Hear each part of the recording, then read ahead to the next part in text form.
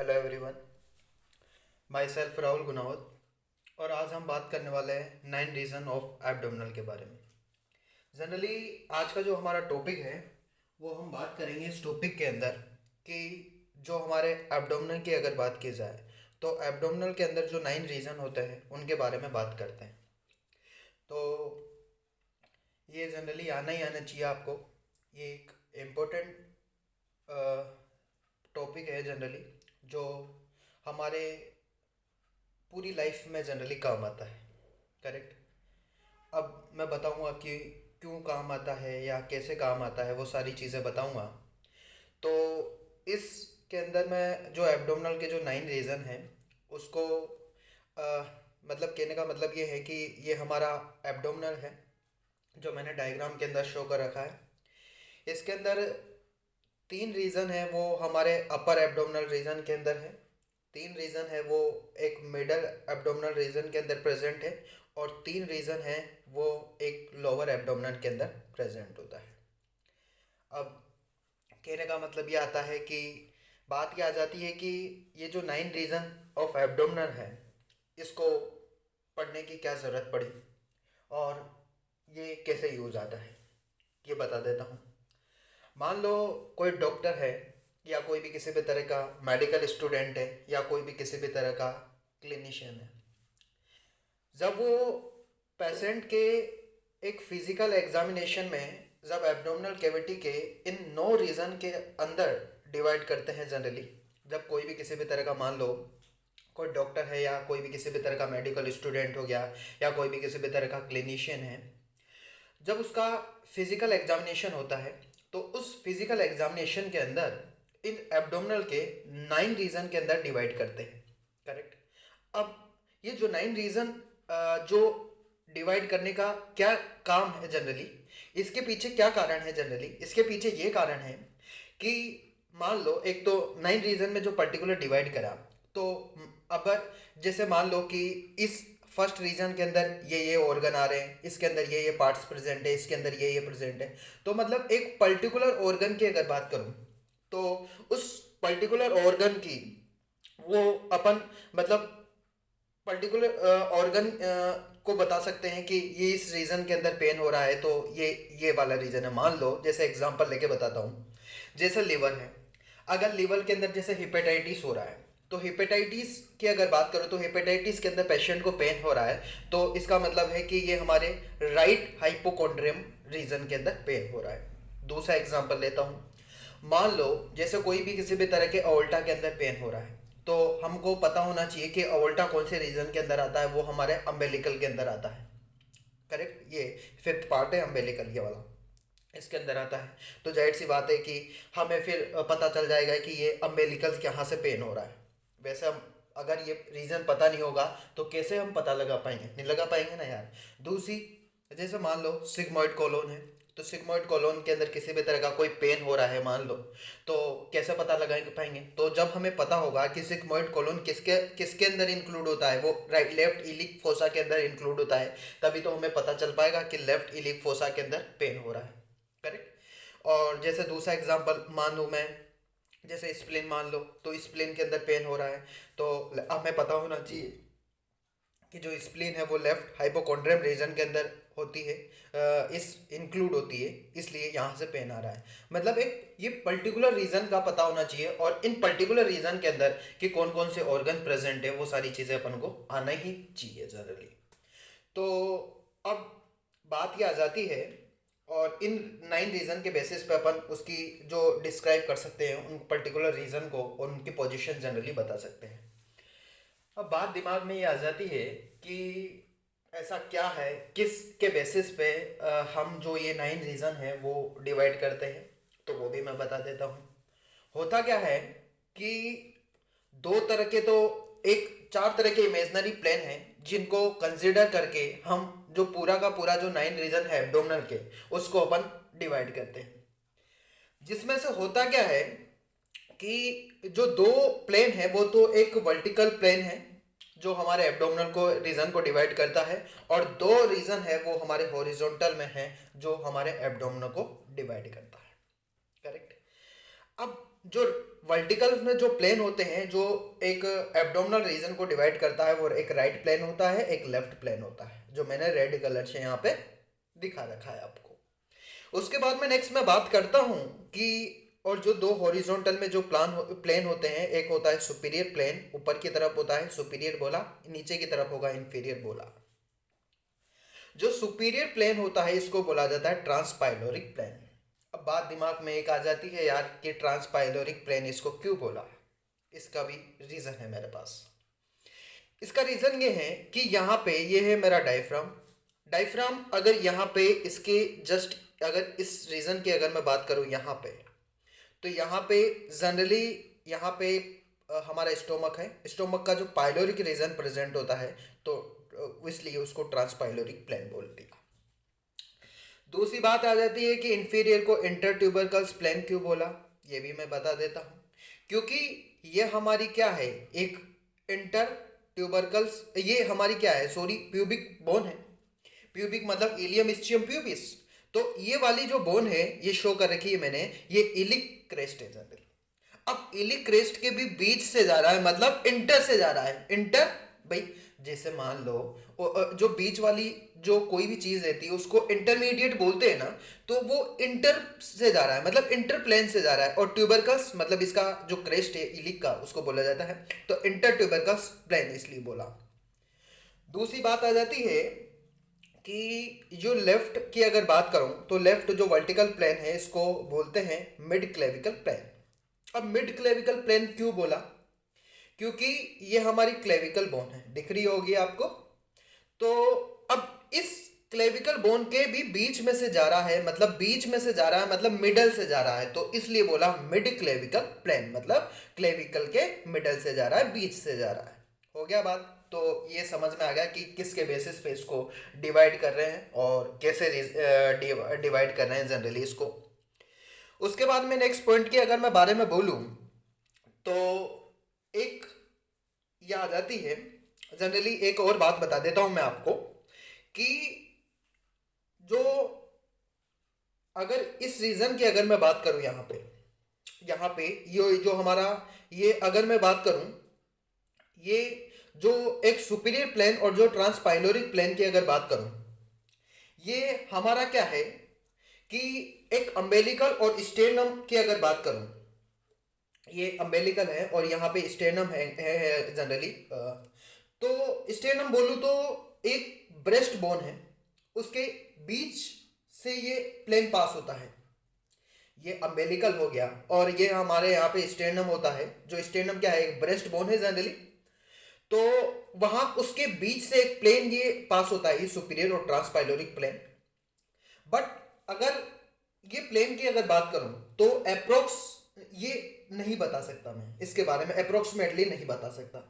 अब दिमाग में एक चीज आ जाती है कि अप्रोक्सीमेटली नहीं बता सकते, क्यों नहीं बता सकते यार, इसका भी रीजन है मेरे पास यार।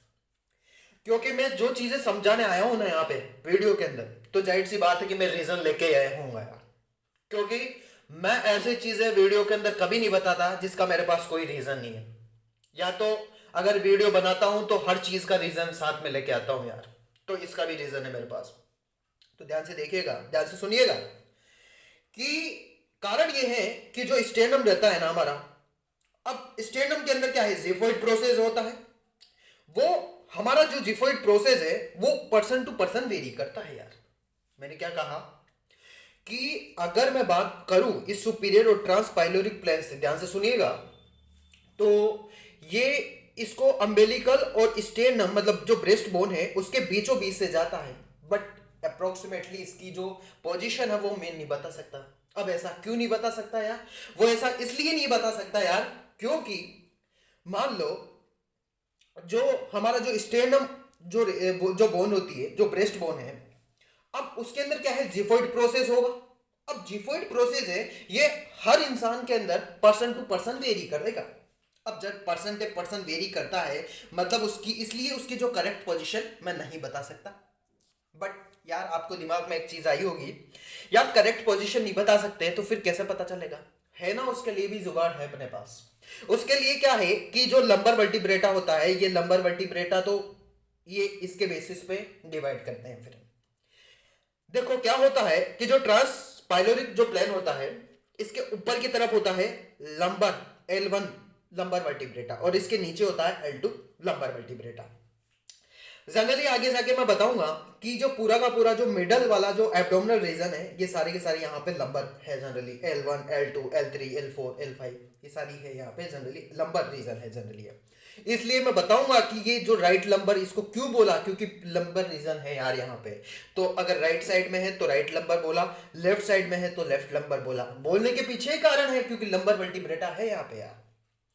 अब उसके बाद में नीचे की अगर बात करूं तो नीचे भी अगर मैं बात करूं तो नीचे जो इंटर जो एक ट्यूबरकल्स जो प्लेन है, इसके नीचे की तरफ L5 लंबर वर्टिब्रा होता है।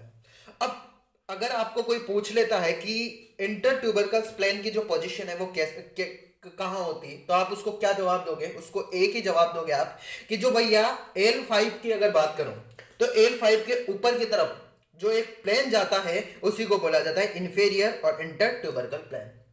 हो गया। अब मैं बता देता हूं, ये तो हुई हमारी बात कि किस तरह से इमेजिनरी प्लेन होता है, कैसे होता है सारी चीजें। और अब यहाँ पे अगर मैं बात करूँ तो यहाँ पे एक एपिगेस्ट्रियम रीजन होता है। और एक और बात बताना भूल गया मैं कि इस जगह पे यहाँ पे 9 कोस्टल कार्टिलेजियस प्रेजेंट होता है। यहाँ पे 9 कोस्टल कार्टिलेजियस के यहाँ से पास होके जाती है जनरली ये। अब मैं, ये तो हुई हमारी बात कि किस जो जो 9 रीजन है एब्डोमिनल के वो क्यों पढ़े जाते हैं और किसके बेसिस पे इनके प्लान को डिवाइड करते हैं, क्या के प्लान कहाँ कहाँ से होके जाते हैं, सारी चीजें बताई। अब मैं बात आता हूँ मेन मुद्दे पे कि वास्तव में जो नो रीजन है जो एब्डोमिनल के, वो है क्या जनरली। और फिर उसके बाद में मैं बात करूंगा कि इन नो रीजन के अंदर कौन कौन से पर्टिकुलर ऑर्गन है वो इंक्लूड होते हैं, उनको कंसिडर किया जाता है, तो वो सारी चीजें बताऊंगा। ध्यान से देखिएगा, जनरली इस डायग्राम को देखिएगा।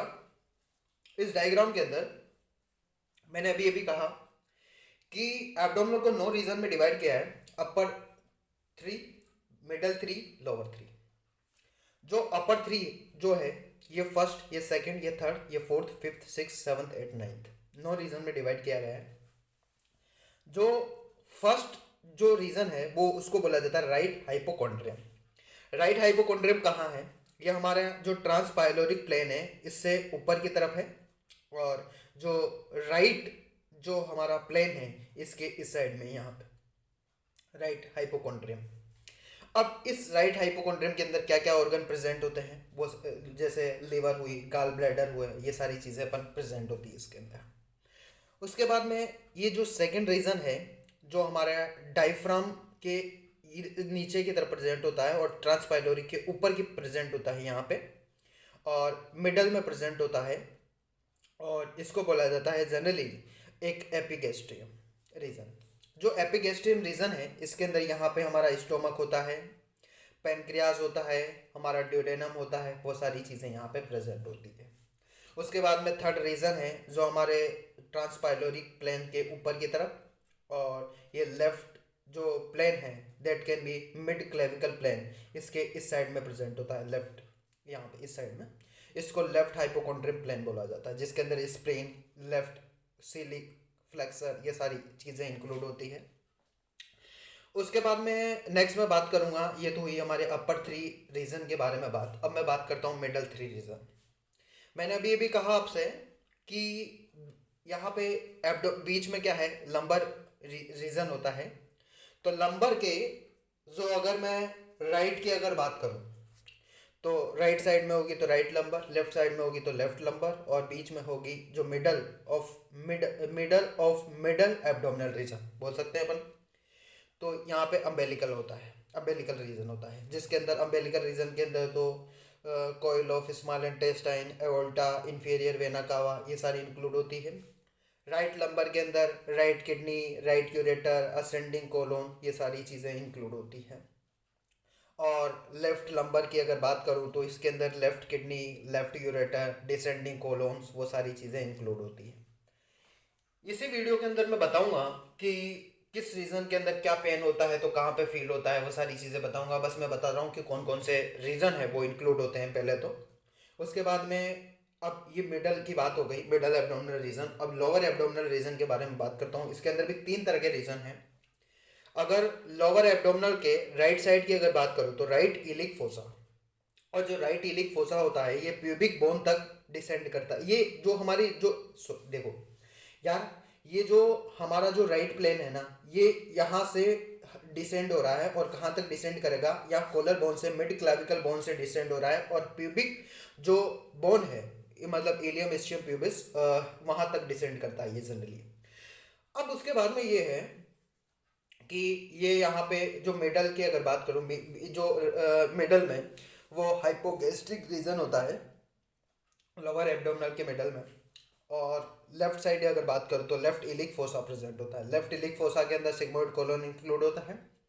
हाइपोगैस्ट्रियम की अगर बात करूँ तो इसके अंदर स्मॉल इंटेस्टाइन की कॉइल भी इंक्लूड होती है।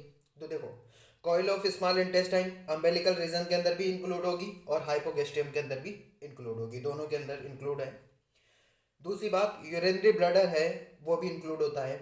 और यूरिनरी ब्लडर भी कौन सा, इफ डिस्टेंट है, मतलब अगर वो फुल है, अगर भरा हुआ है। इससे पहले मैंने, याद हुआ आपको तो मेरे एक सेपरेट वीडियो बनाई है यूरिनरी ब्लडर की, तो वहां पे मैंने बताया कि जो यूरिनरी ब्लडर होता है उसकी साइज से पोजीशन उसके मतलब उसके अमाउंट पे डिपेंड करती है। वो सारी चीज़ें मैंने बताई है, तो आप अगर देखना चाहते हो तो वो वीडियो भी मिल जाएगा आपको, तो मेरी प्लेलिस्ट में जाके देख सकते हो एब्डोमिनल की। तो वहाँ पे मैं बात करता हूँ कि जो जो मतलब जो जब खाली रहता है यूरिनरी ब्लडर तब उसका सही से पोजीशन अलग रहती है, और जब वो भर जाता है तो उसके अंदर बॉर्डर तो हट जाते हैं, मतलब ओनली जो सरफेस प्रेजेंट होंगे, और सरफेस भी दो ही होंगे, क्योंकि यार मैंने एक मॉडल से बताया था, उसको ढंग से एक्सप्लेन किया था यार वहाँ पे। तो देख लीजिएगा आप, अगर आपको देखना है तो। उसके बाद में नेक्स्ट मैं बात करूँगा कि लेफ्ट इलिक फोसा की अगर बात करूँ तो इसके अंदर सीकम अपेंडिक्स, मतलब जो अपेंडाइटिस हो जाता है, आपको सभी को पता है वो सारा का सारा रीजन कहाँ पे पेन होता है, वो राइट इलिक फोसा के अंदर होता है। एक और बात बता देता हूँ मैं कि अगर मैं बात करूँ या फिर मैं ऐसा बोलूँ कि ये जो जो अगर इस रीजन की अगर मैं बात करूँ राइट इलिक फोसा को, अगर इस रीजन को अपन अगर प्रेस करते हैं ना यहाँ पे ऐसे, क्योंकि अपेंडाइटिस होती है, अपेंडाइटिस होती है जब पेशेंट के, तो उसको जब प्रेस किया जाता है ऐसे यहाँ पे प्रेस करेंगे तो डिप्रेस फील होगा जनरली, होगा कि नहीं होगा, हो जाएगा ना। अब ये तो बात हुई मेरे कौन कौन से रीजन के अंदर कौन कौन से ऑर्गन इंक्लूड होते हैं जनरली। अब मैं बात करता हूँ इनको थ्योरी से भी देख लेता हूँ जनरली, ध्यान से देखिएगा। उसके बाद में ये कुछ 9 रीज़न है, इनके बारे में मैं बात करूँगा। उनके बारे में ये 9 रीज़न है, इनके बारे में बात करूँगा। वही है चीज़ें, बस मैं बता रहा हूँ कि राइट हाइपोकॉन्ड्रियम के अंदर लिवर और गल ब्लैडर होता है, बाइल डक्ट इंक्लूड होती है। जैसे मान लो कोई भी किसी भी तरह के पेशेंट है जिसको अगर हेपेटाइटिस है, गॉल ब्लैडर इन्फेक्शन है, तो उसको जो उसका जो पेन है वो कहाँ पे फील होगा, मैं राइट हाइपोकॉन्ड्रियम रीजन के अंदर फील होगा। दूसरी बात, एपिगेस्ट्रियम के अंदर स्टोमक, पैनक्रियास, ड्यूडेनम इंक्लूड होता है। कोई भी किसी भी तरह के पेशेंट है जिसके अंदर पैनक्रेटाइटिस है तो वो हमारे एपिगेस्ट्रियम के अंदर इंक्लूड होगा, वो उसका जो पेन है वो एपिगेस्ट्रियम रीजन के अंदर फील होगा। ड्यूडेनम के अंदर कोई इन्फेक्शन हुआ है तो वो भी हमारे एपिगेस्ट्रियम के अंदर फील होगा। स्टोमक के अंदर किसी भी तरह का इन्फेक्शन है वो भी हमारे एपिगेस्ट्रियम के अंदर फील होगा। उसके बाद में लेफ्ट हाइपोकॉन्ड्रियम की अगर बात करूँ तो इसके अंदर स्प्लीन, लेफ्ट सेलिक फ्लेक्सर ये इंक्लूड होता है। और ये अगर बात करूँ तो इनके अंदर अगर किसी भी तरह का कोई अगर पेन फील होता है तो वो कहाँ पे कौन से रीजन के अंदर फील होगा, लेफ्ट हाइपोकॉन्ड्रियम। जनरली एक चीज़ बता देता हूँ मैं कि पैनक्राइटिस होता है ना, उस पैनक्राइटिस के अंदर जो पेन फील होता है वो पेन, ध्यान से सुनिएगा यार, पैनक्राइटिस के अंदर जो पेन होता है ना, जो वो एक रेडिएटिंग होता है। मैंने क्या बोला कि जब कोई भी किसी भी तरह का बंदा है, एक पेशेंट है पैनक्राइटिस का, अब उसके अंदर जब पेन फील हो रहा है, मतलब वो जो पेन होगा वो कौन सा पेन होगा, वो एक रेडिएटिंग पेन होता है यार, करेक्ट। अब रेडिएटिंग पेन होता है, अब दिमाग में एक चीज आती थी कि रेडिएटिंग पेन होने से क्या होता है, अब वो जो रेडिएटिंग पेन होता है ना, वो एक तरह का एपिगेस्ट्रियम से बढ़ता हुआ हमारा हाइपोकॉन्ड्रियम रीजन के अंदर चला जाता है। मैंने क्या बोला कि जो पेनक्रियाज है, पेनक्रियाज के अंदर इन्फेक्शन हुआ पैनक्रेटिटिस। अब इस पैनक्रेटाइटिस के अंदर जो जो पेन होता है वो एक रेडिएटिंग होता है, मतलब वो हमारे एपिगेस्ट्रियम से बढ़ता हुआ बढ़ता हुआ बढ़ता हुआ बढ़ता हुआ लेफ्ट हाइपोगोस्ट्रियम तक चला जाता है, हाइपोकॉन्ड्रियम तक चला गया। अब उसके बाद में जिससे पता चलता है कि जो रेडिएटिंग पेन है या कोई भी किसी भी तरह का पैनक्रियाटिक का पेन है, something is wrong with pancreas, correct. उसके बाद में नेक्स्ट अपन बात करते हैं लेफ्ट लंबर की। अगर बात करूं तो इसके अंदर right kidney, left ureter, ascending colon include होता है, जैसे किडनी स्टोन हुआ, ये सारी चीज़ें होती है। तो वो उसका जो पेन है वो कहाँ पे फील होगा, हमें लेफ्ट लंबर के अंदर फील होगा, ये लंबर रीजन के अंदर। अगर मैं डायग्राम से बताया था मैंने, वहाँ पे फील होगा। अम्बेलिकल की अगर बात करूँ, अम्बेलिकल मतलब नाभि, तो कॉइल ऑफ स्मॉल इंटेस्टाइन हुई, एवोल्टा हुआ, इंफीरियर वेना कवा हुआ। अगर किसी भी तरह का ओल्टा के अंदर किसी भी तरह का इन्फेक्शन है, हमारी इंफीरियर वेना कवा के अंदर इन्फेक्शन हो गया, कॉइल ऑफ स्मॉल इंटेस्टाइन के अंदर इन्फेक्शन हो जाता है, तो वो सारा का सारा फील होगा हमें अम्बेलिकल रीजन के अंदर, करेक्ट। उसके बाद में लेफ्ट लंबर की अगर बात करूँ तो left kidney, left ureter, descending colons, ये बस सेम है। यहाँ राइट किडनी है, यहाँ लेफ्ट किडनी है, राइट यूरेटर है, लेफ्ट यूरेटर है, असेंडिंग कोलोन है, डिसेंडिंग कोलोन है, अपोजिट है यार। ये याद करने का एक बढ़िया तरीका है कि अपोजिट कर दो, एक साइड की चीज़ें याद होगी, दूसरी अपने आप ही हो जाएगी। उसके बाद में एक चीज़ और बता देता हूँ मैं कि राइट इलिक फोसा की अगर बात करूँ, करेक्ट, तो यार फिर मैं यहाँ पे अगर बात करूँ इस अम्बेलिकल रीजन के अंदर एक चीज़ छूट जाती है कि कॉइल ऑफ स्मॉल इंटेस्टाइन की अगर बात करूँ, तो मान लो मोस्टली जो एंट्राइटिस जो इन्फेक्शन होता है इंटेस्टाइन के अंदर, वो वो जो इन्फेक्शन है वो उसका जो कारण है, वो इन्फेक्शन कहाँ पे फील होगा, वो अम्बेलिकल रीजन के अंदर फील होगा। मोस्टली कॉमन इन्फेक्शन है वो। उसके बाद में राइट इलिक फोसा की अगर बात करूँ तो सिकम, अपेंडाइटिस ये इंक्लूड होता है, ये रीजन इसके अंदर, ये पार्ट्स इंक्लूड होते हैं इसके अंदर। अगर मान लो अपेंडाइटिस, आपको सभी को पता ही है कि अगर वो होता है तो जो पेशेंट है तो उसका जो पेन है वो कहाँ पे फील होगा, राइट इलिक फोसा के अंदर फील होगा, करेक्ट। और दूसरी चीज़ मैंने बताई थी कि अगर अपेंडाइटिस हुई पेशेंट के अंदर, तो उसके अंदर जब इस रीजन को जब वो प्रेस करता है राइट इलिक फोसा को, तो क्या होगा, डिप्रेस फील होगा, होगा कि नहीं होगा। उसके बाद में हाइपोगेस्ट्रियम की अगर बात करूं तो इसके अंदर कॉइल ऑफ स्मॉल इंटेस्टाइन है। तो देखो यार, यहाँ पे जैसे अपोजिट किया था, इस कॉइल ऑफ स्मॉल इंटेस्टाइन दोनों के अंदर इंक्लूड हो रही है, याद रखिएगा, कंफ्यूज मत होइएगा।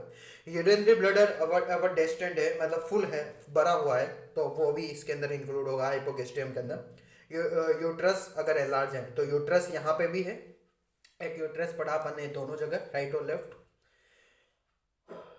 सॉरी यहाँ पे यूट्रस है, यहाँ पे यूरेटर है, गलती हो गई, सॉरी। यहाँ पे यूरेटर है दोनों में, यहाँ पे यूट्रस है, याद रखिएगा, कंफ्यूज मत होइएगा कि यूरेटर है वो तो मिडल एब्डोमिनल रीजन के अंदर है, राइट और लेफ्ट में, और जो यूट्रस है वो एक लोअर एब्डोमिनल के मिडल वाले में रीजन में। तो यूट्रस के अंदर मान लो कि कोई भी किसी भी तरह का अगर एनलार्जमेंट होता है, एनलार्जमेंट का मतलब है कि जैसे कोई भी किसी भी तरह का आइदर पैथोलॉजिकल और ड्यूरिंग प्रेगनेंसी के समय की अगर बात करूं, तो उस समय दो कारण हैं यूट्रस, जो हमारा यूट्रस है उसके एनलार्जमेंट होने के, या तो पैथोलॉजिकली वो उसकी साइज बढ़ जाए, एक कारण तो ये। दूसरा कारण ये है कि जब प्रेगनेंसी होती है, प्रेगनेंसी होती है तो प्रेगनेंसी के समय फीमेल के अंदर, तो उस समय भी जो यूट्रस है उसकी जो साइज है वो एनलार्जमेंट हो जाती है, दो कारण है। अब दो, अब उसमें बाद में लेफ्ट इलिक फोसा है, उसके अंदर सिग्मोइड कोलोन्स इंक्लूड होता है, तो आप जनरली पढ़ते हो कि जो ट्रांसवर्स कोलोन, सिग्मोइड कोलोन्स, फिर एनस के अंदर जाता है वो। तो वो सारी जो चीज, अगर सिग्मोइड कोलोन के अंदर किसी भी तरह का कोई इन्फेक्शन हो जाता है या पेन फील होता है, तो वो हमारे लेफ्ट इलिक फोसा के अंदर पेन फील होगा जनरली। तो ये जो सारी की सारी चीज़ें हैं, ये अपन ने बताया, नई रीज़न है हमारे एब्डोमिनल के, जो मैंने बता दिए हैं आपको जनरली कि कौन से रीजन के अंदर कौन कौन से ऑर्गन है वो इंक्लूड होते हैं, और इनकी जो पोजीशन है वो हम देख के बता सकते हैं। तो यार ये जो टॉपिक है ना, ये हर मेडिकल स्टूडेंट के लिए इम्पोर्टेंट है, चाहे वो नर्सिंग का स्टूडेंट है, चाहे वो एमबीबीएस का स्टूडेंट है, चाहे वो पैरामेडिकल का स्टूडेंट है, चाहे वो कोई भी किसी भी तरह के फार्मा का स्टूडेंट है, या रेडियोथेरेपी का स्टूडेंट है, किसी भी तरह का मेडिकल फील्ड से रिलेटेड जितने भी जो कोर्सेज है, अगर उसकी बात करूं तो उन सभी के लिए ये जो वीडियो है यार इम्पोर्टेंट है।